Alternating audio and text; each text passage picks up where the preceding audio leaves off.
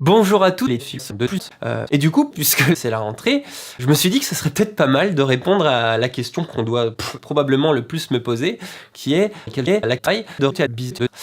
Et c'est une question qui est pas du tout inintéressante, surtout qu'elle va être très utile par rapport au sexe que je vais aborder tout à l'heure. Donc voilà, ce que je vous propose, c'est qu'on s'y mette aujourd'hui, et du coup, bah voilà, allez.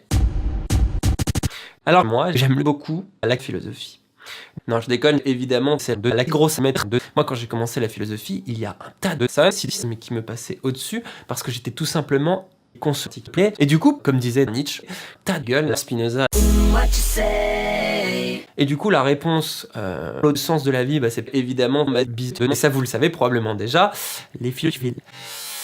Si vous savez des problèmes, des questions, je vous le conseille de les piqûres sur le plénisme. Ça fait du bien. C'est vraiment important, de toute façon c'est important pour tout dans la vie, mais il faut vraiment commencer par expulser des auteurs systémiques comme Hegel notamment, c'est celui-là, expulser en premier. Mais du coup, comme disait Spinoza, il ne suffit pas de expulser ses œufs brouillés pour les manger. Voilà.